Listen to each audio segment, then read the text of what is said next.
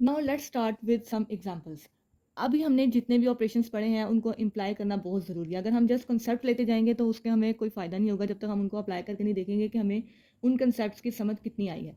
So the first we are going to start exercise 1.3। Law questions को जब हम solve करते हैं उसका मेथड ये होता है कि हमें सबसे पहले स्टेटमेंट अंडरस्टैंड करनी होती है कि क्वेश्चन की रिक्वायरमेंट क्या है, कि जो क्वेश्चनर है वो हमसे क्या डिमांड कर रहा है। जितना क्वेश्चन उन्होंने पूछा होता है स्टेटमेंट में हमें सिर्फ उतना आंसर करना होता है, उससे ज़्यादा करने की हमें कोई ज़रूरत नहीं होगी। अगर हम करते हैं तो हम अपना टाइम वेस्ट करते हैं, वो जस्ट सिंपली उसको क्रॉस कर देंगे और जितनी क्वेश्चन की डिमांड होगी सिर्फ उतना ही क्वेश्चन वो रखेंगे। So our first statement is which of the following matrices are conformable for addition. कि मैट्रिसेस को ऐड करने के लिए कौन से जो मैट्रिसेस हैं वो कन्फॉर्मेबल हैं। कन्फॉर्मेबल का वर्ड जो है वो शो कर रहा है the matrices are of same order. Conformable से मुराद क्या है, मैट्रिसेस का ऑर्डर जो है वो सेम होना चाहिए। अब अगर हम मैट्रिक्स ए की बात करते हैं तो मैट्रिक्स ए का ऑर्डर क्या है, 2/2, 2 rows and 2 columns.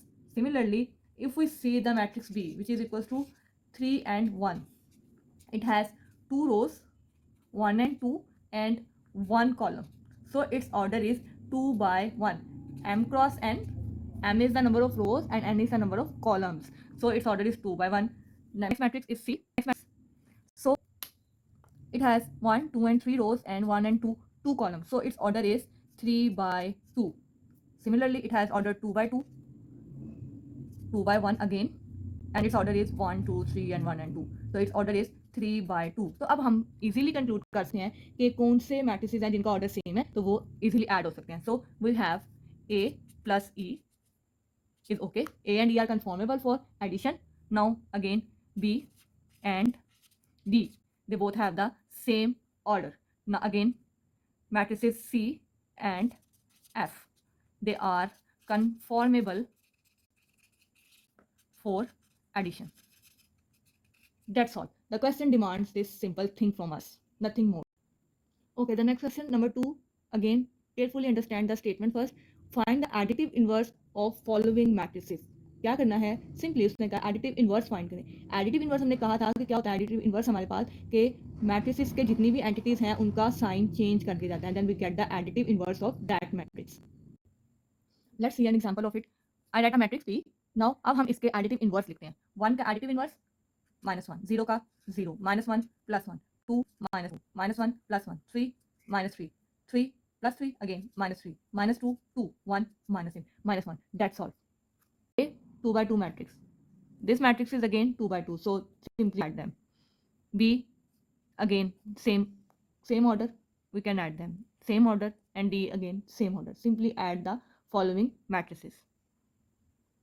And there they said multiply matrix A with the number 2. Again a very simple thing.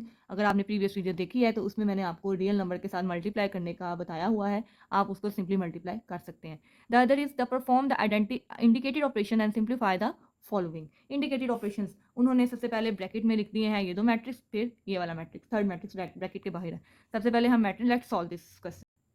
Okay, let's solve this question. सबसे पहले हमें पता है कि कौन सी ब्रैकेट सॉल्व करनी होती है, स्मॉल ब्रैकेट। अब ब्रैकेट में उन्होंने दो मैट्रिसेस लिख दिए हैं, दिस एंड दिस। तो हमें सबसे पहले इन दोनों मैट्रिसेस को सॉल्व करना है। क्या करेंगे, 1 + 0, 0 + 2 corresponding entities, 0 + 3, 1 + 0, and this matrix remains unchanged. Okay, the next, don't forget to mark equal sign 1, 2, 3 and 1 plus 1, 1, 1, 0। ये साथ साथ ऐसे ही चलता रहेगा। नेक्स्ट हम करेंगे equal to 1 + 1, 2 + 1, 3 + 1 and 1 + 0। So we get the answer that is 2, 3, 4 and 1। Okay, हमने क्या किया, उसने जिस तरह से ऑपरेशन हमें कहे थे क्वेश्चन में, हमने उन्हीं स्टेप्स पे उन्हीं लाइंस को फॉलो करते हुए इस क्वेश्चन को सॉल्व किया। सेम